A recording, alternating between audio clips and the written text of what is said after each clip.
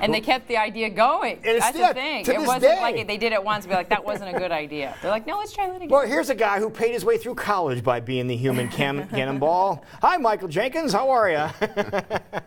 You know, he probably needed to file bankruptcy. You think all so? the medical bills. Right. There you go. High five. You tied them together. From practice. That is exactly the reason that this man is here. Michael Jankins talking the world of bankruptcy and some things you can do to try to right the ship, so to speak. And some of the things that we see on TV all the time, you hear on radio all the time, you hear this little jingle about getting your credit report and get your score and things like that. And that's what we're here to talk about, Michael. Yeah, for many people, they don't really know who they all owe money to, which I don't really find to be a great thing, but that's just the way it is. And if they're thinking about calling me or some other bankruptcy attorney, it's a good idea to know who you owe money to. That's one of the questions you ask, I would imagine, right off the bat, when people are like, hey, I need help. Well, typically number one. Yeah, that's one of the first things you ask, and people are like, who do you owe? Would be the first thing out of your mouth, isn't it? And is usually the first answer. Uh-oh. Can you help me find that out? And so that's what we're going to do today, help you find that out. All right, let's do that. So what is it? What is a credit report? We see them on TV all the time. What are they? Yeah, and a credit report is not a credit score. A credit score is an entirely different thing that's derived from information that's in the credit reports. Okay. And I don't know a lot about those credit scores. I just know 700 is really good, and above that's really, really good. Right. And if you're below 500, don't try to get a loan. Okay. Okay. There's the basis. Boom. That's the basis for the score. Okay. But let's talk reports. The Reader's Digest version. So a credit report is really, it's just like a history book of your credit transactions. So a lot of times people think that it's just bad stuff. And it's not, unless everything you have is bad stuff, and for some people maybe. But no, it's just a history. So if you've had a car loan and you paid it off after 3, 4, 5 years, and you made all your payments on time, well, all that great credit history is showing on your credit history. Now, if you've got things you aren't paying, like medical bills that go to collections, or you had a car repossessed and that stuff shows up on your credit report. So all the things that are bad, your slow pays, if you become 30 days delinquent on your payments, 60 days, these are all different cutoff points that they essentially are grading you off your credit report. Then 90 days delinquent, and then I think the next level is charge off, which means they pretty much go, this person's not going to pay. So it's essentially just like in collections. So those are all the little landmines that it all shows are in the credit report. It all shows up.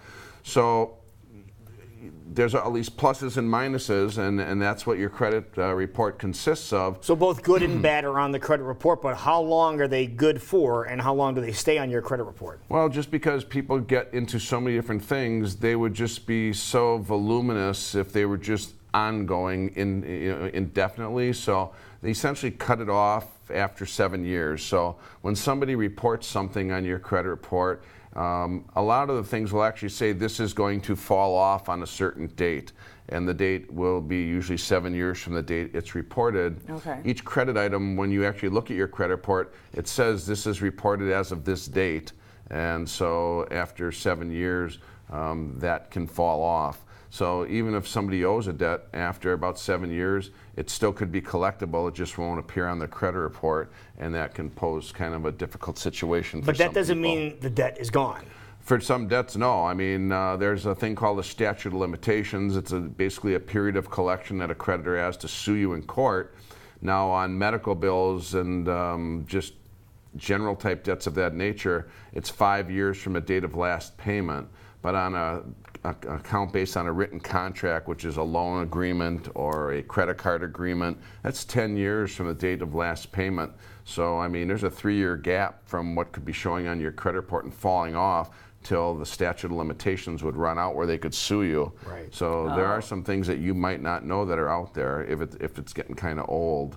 But that's the kind of stuff that's, what a credit report is. What about bankruptcy? Would that show up on that report if you filed? Bankruptcy credit reports also have a section of them called public records. So the bankruptcy filings show up under the public records, and so the Chapter 7s will be on there for 10 years. 10 years. As information available to look at.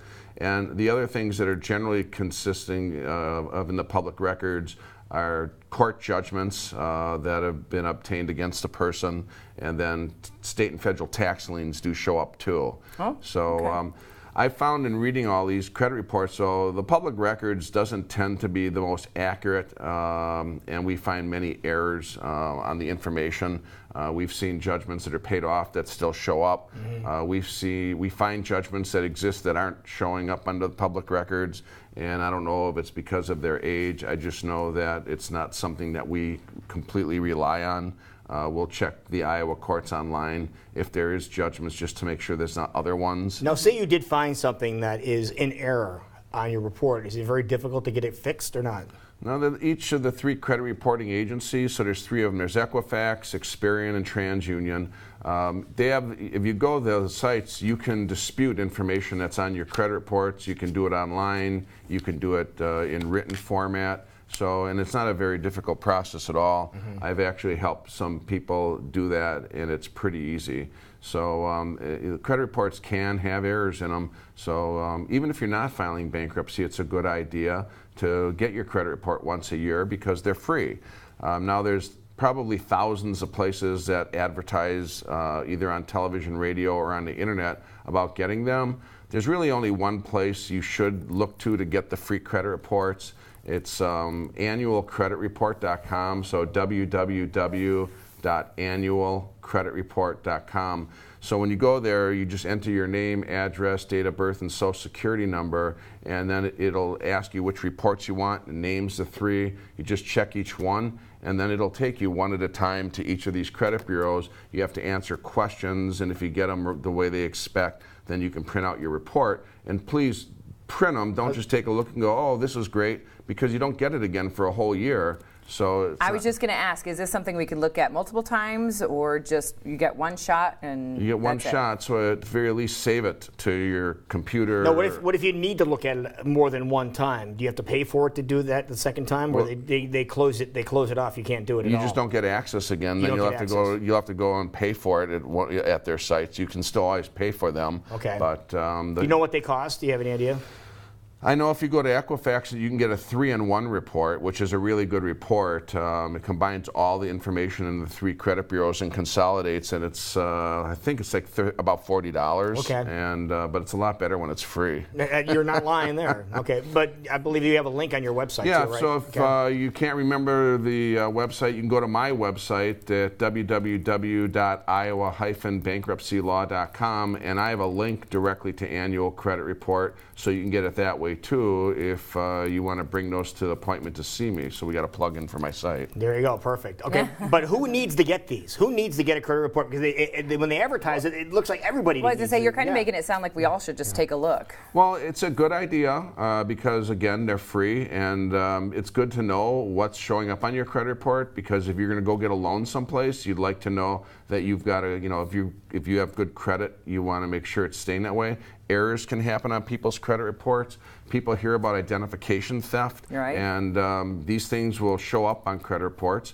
I know people subscribe to different services. I just had somebody call me over the weekend, a client of mine, on their phone, and they have an app that notifies them if and alerts them if there's crazy things happening on their credit, and somebody somehow stole her identity, and all of a sudden a bunch of charges were showing up in California, and people were trying to get access to her account, and so it alerted her. But you can find things that just seem off in your credit report and at least dispute those, or you can also find out if someone somehow just gotten your credit card number and been doing crazy things with it. So it's just a good idea that you can see if there's some things that are irregular. You can go investigate those and then dispute them if they're just wrong. Sometimes wrong stuff just shows up on the wrong credit report. So it's a good idea. And then just if you are thinking about filing bankruptcy, or you're just not sure anymore who you owe money to, that's where you go find it. There really is no other place that you can find the information if you've not kept it yourself. So, I from time to time will check my own. It's been quite a while, but yeah, it's nice to just see everything's what you think. So it's something that everybody should do.